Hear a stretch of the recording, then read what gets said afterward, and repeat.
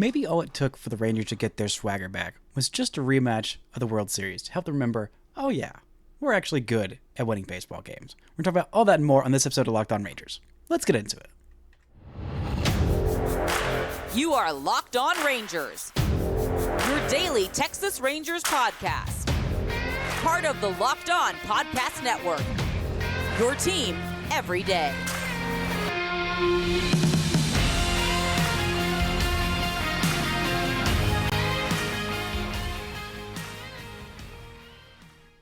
You are locked onto the World Series champion Texas Rangers. I'm Bryce Patrick, a cripplingly addicted Texas Rangers fan, covering this team for 11 seasons, including all 6 as the founder and host of this podcast. Thank you all so much for making Locked On Rangers your first listen every single day. If you're not already, you can follow me on Twitter at Bryce Patrick. You can follow the show at Locked On Rangers. Hit subscribe on your favorite podcasting platform and on YouTube, where the best way you can help grow the show is to comment nearly any single thing below. Before we get into the Rangers being on a 3-game winning streak, of course, more injury transactions. This episode is brought to you by eBay Motors.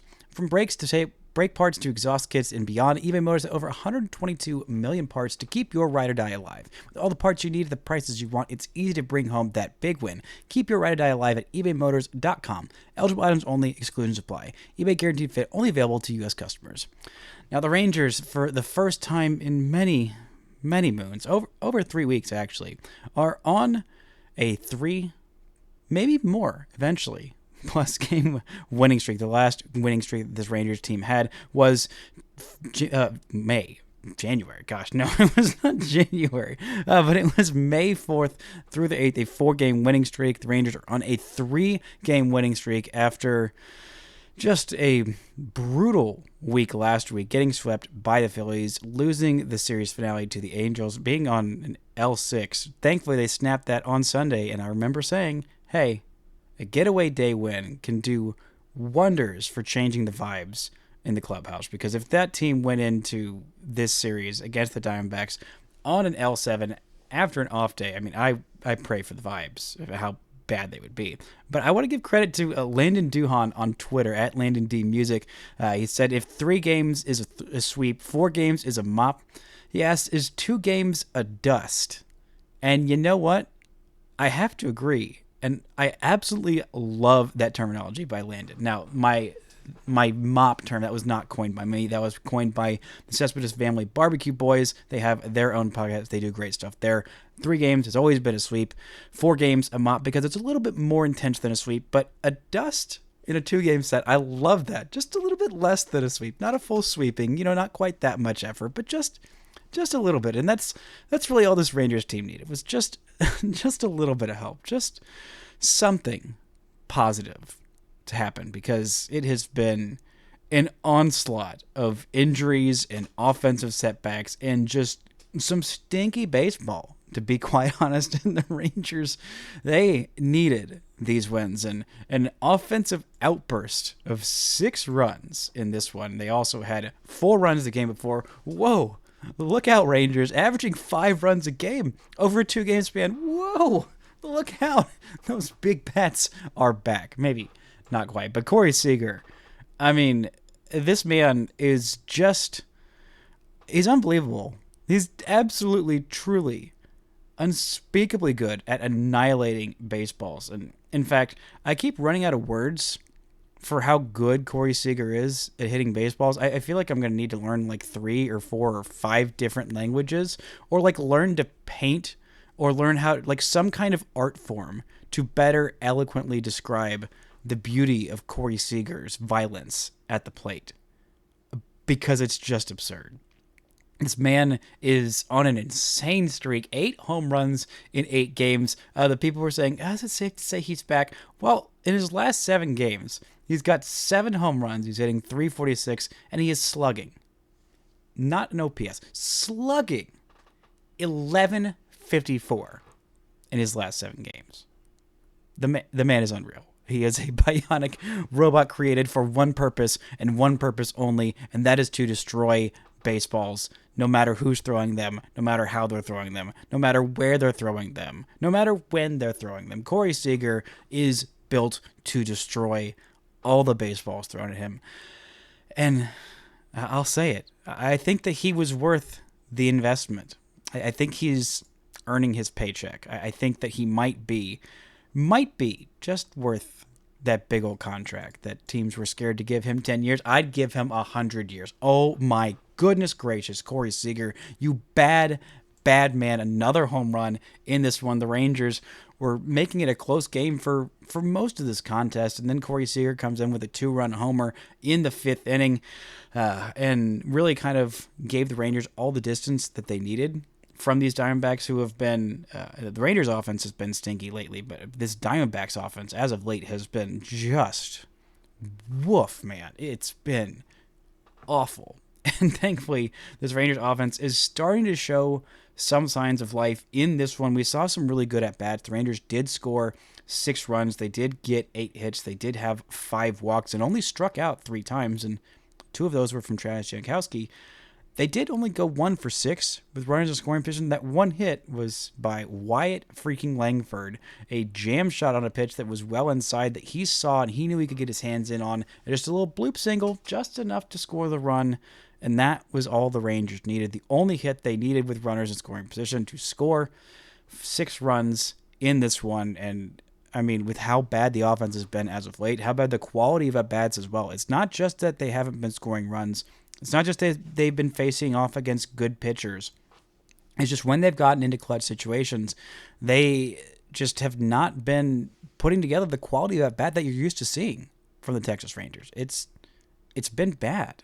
And as of late, the last couple of games, they've started to look a lot better in those at-bats. Just choosing better swing decisions, making the right call on when to lay off a pitch, when to, go get one. Langford has definitely been criticized for not being aggressive enough at times. I think his aggression is just the right amount. He's just been absolutely hammered on some of the worst strike zone calls ever. And Angel Hernandez, may he retire in the least amount of peace possible for an umpire. It feels like an homage to him at this point. Every horrible strike call against Wyatt Langford. I mean, his first at-bat back, he comes back and he gets rung up on a pitch 3 inches outside the strike zone. But he's not letting it affect him. And he didn't let it affect him before he went on the IL. And I think that is the sign of his maturity, why I'm a big believer in him hitting that offensive ceiling and eventually becoming a stellar offensive player.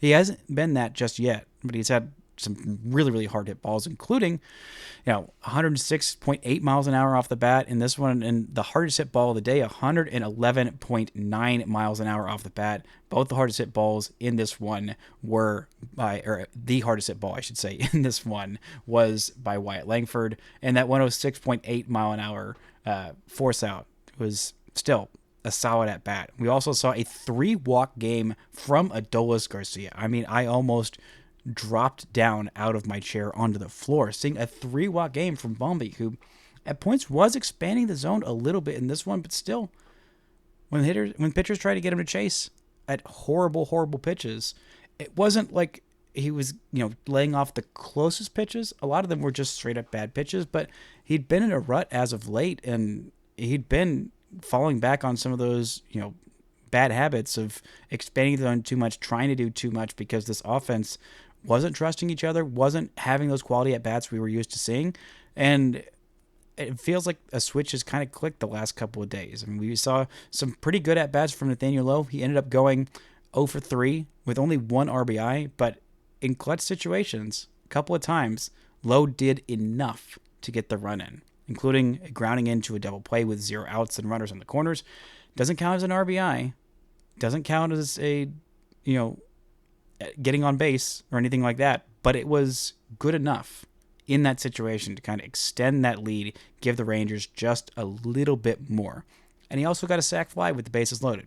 This team, as of the last 2 weeks, it just has not been able to do much of anything with the bases loaded, which is wild because they were so incredibly good in those situations last year and with working bases loaded walks. And it felt like the last 3 weeks or so, until basically these last couple of games, it felt like this team was trying to expand the zone a lot more on bases loaded situations. And that's just not who this team is. They're kind of forgetting themselves. There have been so many injuries and so many different things pop up, including a Marcus Semien very, very rare day off, which we're going to talk about why I'm a little bit concerned about that right after this word from our sponsors.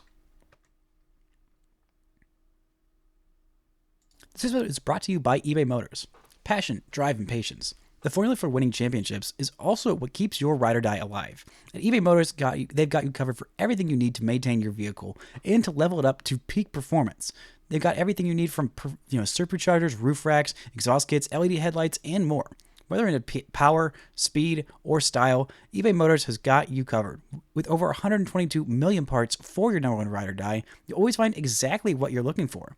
And with eBay Guaranteed Fit, your part is guaranteed to fit your ride every time or your money back. Because with eBay Motors, you're burning rubber, not cash. With all the parts you need at the prices you want, it's easy to make your car MVP and bring home huge wins. Keep your ride or die alive at ebaymotors.com. Eligible items only, exclusions apply. eBay Guaranteed Fit only available to U.S. customers. Now, in this series finale, Marcus Semien did something he's only ever done once in his Rangers tenure of now 3 seasons, or 2.5, 2.25, whatever, however many seasons. He took a day off, which for most people, you think, okay, yeah, that's normal, that's fine. But when you see Marcus Semien out of the lineup, it starts to raise a huge red flag. Something's wrong, something's off, something horrible has happened. This has been the ironest of Ironmen over the last 5 years. He's missed barely any time. And to see him out for even a game is definitely a, sound the alarm. Something is horribly wrong. Maybe the Rangers are the most cursed team in the history of all histories. Because let's go back all the way to from 2018. Since then, the most games he's missed in a season was 7. That was in the 2020 season. When you go up from 7, the most games he's missed, and you throw out that 2020 season, the most games he's missed in a season is 3. Since 2018, if we're throwing out the 2020 season, the most games he's missed in a season since 2018 is 3. Now, he missed significant time in 2017, but you go back to 2016 as a 25-year-old, 159 games. And 2015, the first year he was actually an everyday player, 155 games. This man plays every day. So him deciding, not just being told, but deciding mutually with Bruce Bochy to say, hey, I'm going to take a day because I need it. That is not something that happens basically ever. But the reason for that is because of his collision with Adolis Garcia. Bombi was out of the field, out of the lineup for several days. And it was an intense collision. Neither of them came out of that game, which was surprising, especially since it affected them both so much the last, couple of weeks, basically. We saw a great offensive game from Bombi working those 3 walks in this one. But for the last 7 days, Marcus Semien just has not been right. In those 6 games in the last 7 days, he's batting .083 with a slugging of .083 and on base of 185. There's a 269 OPS. Man was not right. He needed that day off. And even with the day off, another day off for travel to Miami coming on Thursday, because the Rangers have 3 off days in the span of 8 days, which is very helpful. This team has been so hurt. You can't, theoretically, knock on wood, you can't get somebody else hurt on an off day. At least you hope.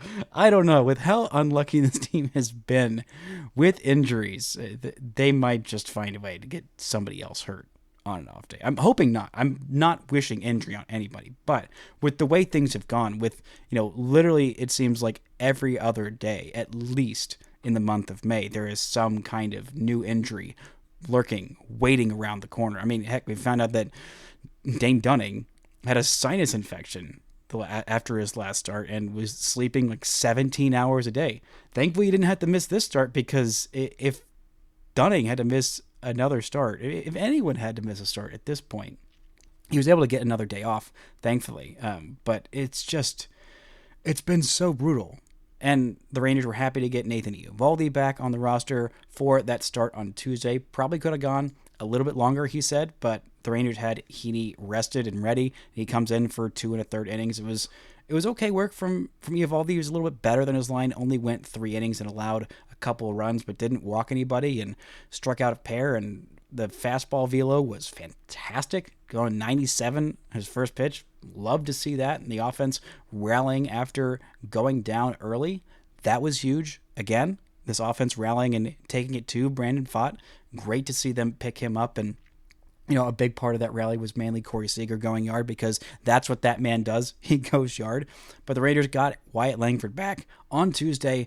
But unfortunately, the other, not quite teenage, but in spirit feels almost teenage, outfield rookie hyped man, not hype man, Evan Carter, went on the IL with a back injury. It had been just a brutal stretch for Evan Carter. I mean, it had been weeks since he'd even put a ball in play 90 plus miles an hour. I mean, that back was really, really bothering him, and he was trying to play through it. He even had a stretch last year that he was trying to play through an injury. He got hit by a pitch in the forearm. It was really around this time. It was basically the entire month of May.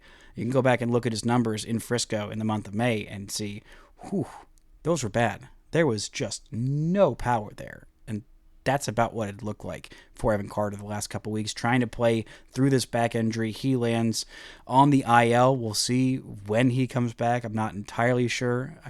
I'm hoping that it's not a significant portion of the season.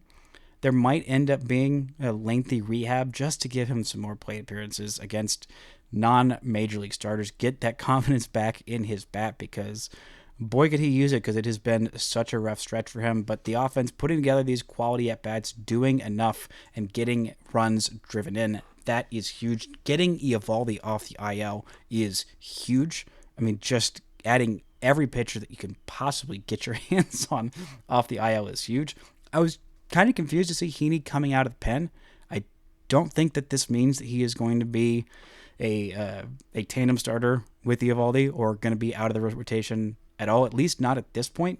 We're still a ways away from Max Scherzer coming back, but just seeing him be able to go out there and throw some quality innings on the back, piggybacking off of what Eovaldi was doing, and getting some shutout innings from the bullpen, 6 shutout innings, I should be specific, when the Rangers needed it, in some high leverage spots, and from guys that you wouldn't always expect it. An inning and 2/3 perfect from Grant Anderson. That was huge. David Robertson, who you do expect it from, a perfect 8th inning of work. And then Yates comes in, closes the door, gets his 8th save of the year. The Rangers extended their streak to 2 wins, and then they come in not as high leverage situations, and mostly shutout performances from this bullpen. Nearly had a shutout on the day. A great starting pitcher performance from Dane Dunning. 5 innings, 4 walks, 3 hits, no runs earned or otherwise, and 6 strikeouts. That was great to see him go out there and produce. Seeing Jose Leclerc go out there and throw a scoreless inning. Seeing Jesus Tinoco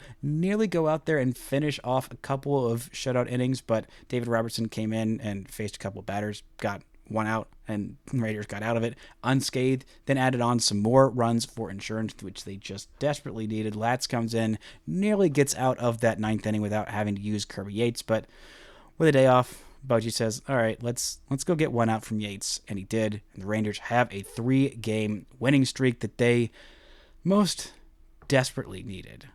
Just absolutely desperate for these wins, all the wins that you can possibly get at this point in the season, and doing what they needed to do, taking care of business against a team that is most definitely scuffling and could have very easily been the other way around. Both of these teams headed into the series with not great records. Now the Rangers head out of it still a couple games below 500, still ahead of the Astros, still behind the Mariners, but feeling much better about themselves than they did even 4 days ago. Coming up, we'll talk a little bit more about reinforcements coming off the IL and what to look forward to for the next couple of weeks. The Rangers may be finally starting to right this ship.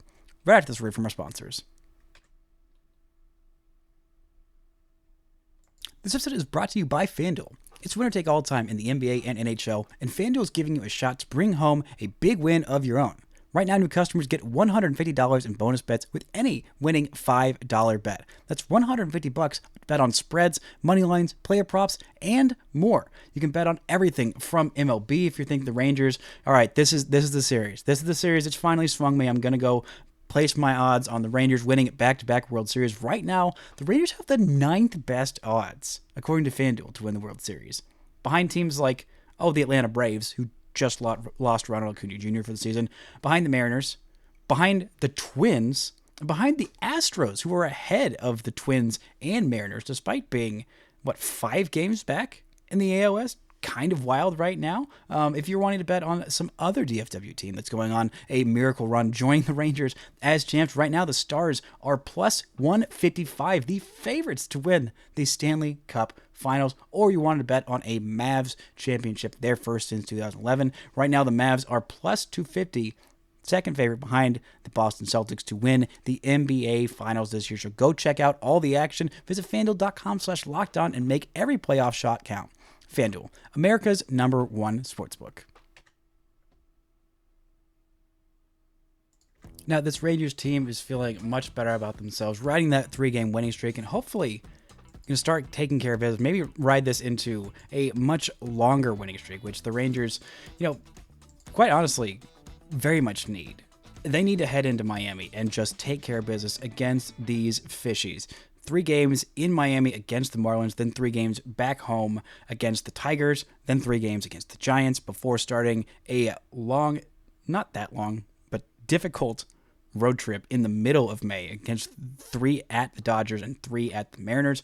These next 9 games, they are crucial for the Rangers, especially these 3 against the Fish. The Marlins are just completely out of it already, and we are barely past Memorial Day. Their pitching has been absolutely decimated by injuries, and their offense, they traded away pretty much one of the few good hitters that they had left. Now, they're not a pushover team by any means. They just took, I believe, 2 out of 3 against the Diamondbacks in Arizona, so they're not a horrible team. They're still a Major League Baseball team, and the Rangers, they've had trouble taking care of even the bad teams. Remember that sweep in Colorado? I'm sure you do. I don't need to remind you of it. But this Rangers team has an opportunity to start getting the ship a little bit right. Start getting a little bit of help, getting off the IL. Start getting back to the fully formed, good Rangers baseball team that they know they can be. And it seems like they are getting closer to a Josh Young return. Passed a big milestone earlier this week, after a delay in his wrist surgery, after, having to wait a little bit, after it being a little bit more complicated than we initially anticipated. Initially, we were thinking, right about now would be when Young would be back. This has not been the case. The fracture was much more complicated than we initially anticipated, but he has finally been cleared to start swinging off a tee, a little bit lighter bat, not full swing, not full contact, anything. Still probably 2 weeks away from all of that, of ramping up the hitting and really giving it a go.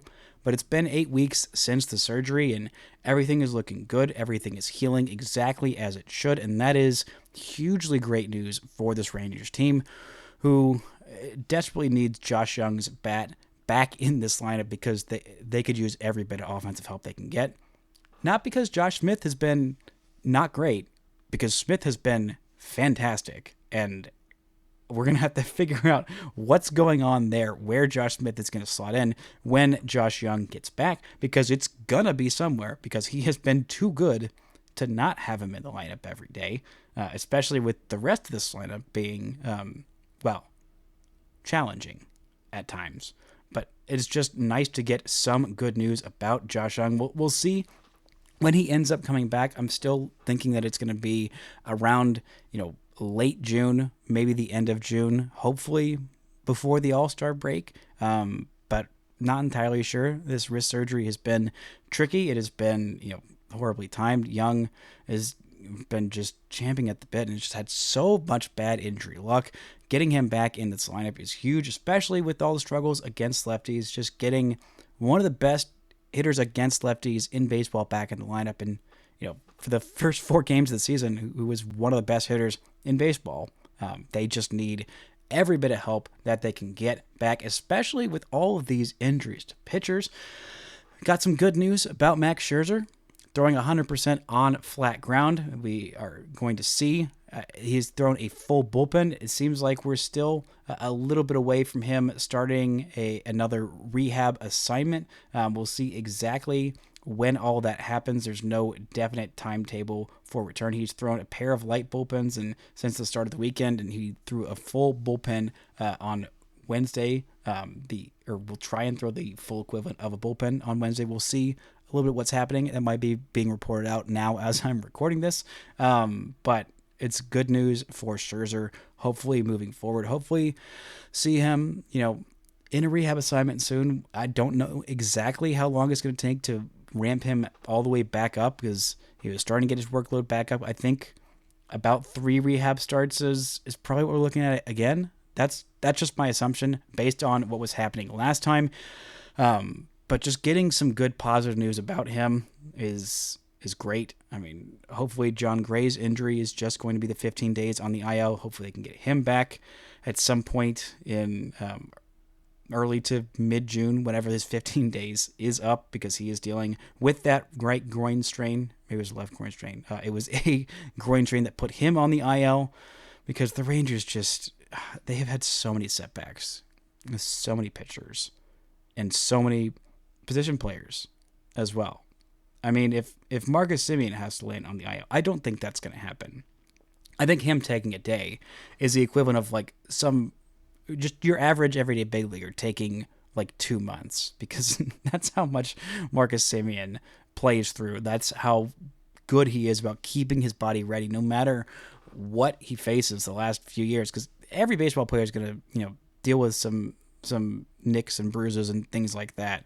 But Marcus Semien just finds a way to take such good care of his body and play through things that most people can't, and perform, not just play, but perform while being in that steady presence in the lineup every single day at the top of the lineup that you literally never think about. So when you see a lineup graphic tweeted out, you see Marcus Semien not in there, you think, oh no, the entire world is ending. But right now, the world is not ending. And if the Rangers drop both of these games against the Diamondbacks, or even if they just drop this last game after Marcus Semien not being in the lineup, by the way, he's expected to be back on Friday against those Fishies. So hopefully it's just the one day, and having 3 days off in a single week, I feel like that will do wonders for Marcus Semien. But this team heading into this series against the Fish, hopefully they can start to turn things around. And, just looking again at the bigger picture, this team is by no means out of it. They never have been. They still have a lot of reinforcements coming back. There's still a lot of reasons to believe this team is about to turn it on. And just getting these quality at-bats from everybody through the lineup is a hugely productive thing. I mean, the fact that basically 8/9 of the lineup was struggling all at the same time, I don't know if you do math, but that's not good math. When 8 out of your 9 hitters are not exactly doing what's asked. Well, maybe 7 of 9 hitters. Josh Smith has been doing pretty much everything that has been asked of him. But adding Wyatt, Langford back to this lineup, adding a little bit of depth there, hopefully getting Marcus Semien back on Friday. I'm anticipating that. Getting just more offensive production from the likes of Lowe and Heim, who had solid days today, have had a couple of solid games in a row.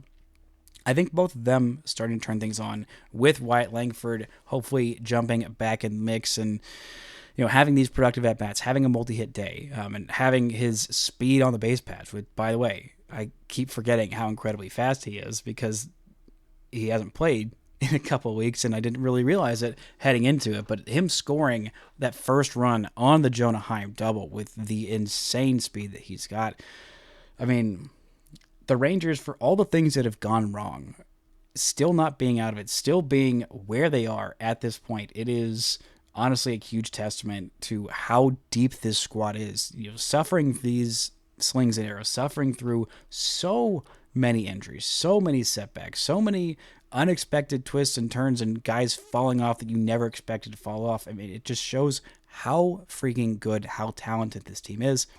I said this heading into the season before the Josh Young injury, before we really knew when exactly Corey Seager was going to be back, the fact that the Rangers had, Josh Smith and Zeke Duran as their, backup and second choice backup, middle and corner infielders, and also possibly left fielders.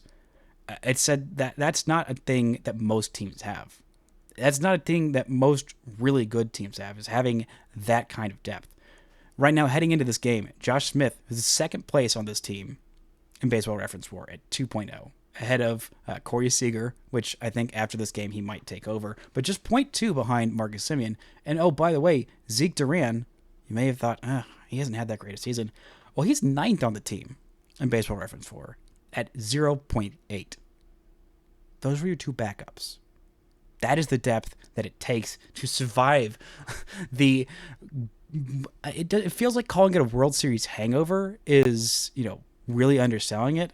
It feels like, I don't know, unless you've had hangovers that literally break your kneecaps. Like that, that's the equivalent of a World Series hangover this team is dealing with because of the amount of injuries, the volume, not just the length of the injuries, but just the sheer amount of how many guys have been nicked up and how few guys have, been, surviving and not been, on the IL at all. It's been incredible. And the fact that they are where they are, riding that 3-game winning streak, hopefully heading into Miami to extend it to a 6-game winning streak or, win 2 out of 3. It makes me feel so much better about this team than where they were just a week ago. That's going to do it for today's show. Thank y'all so much for listening and subscribing. And until next time, don't forget to enjoy World Series champion Texas Rangers baseball.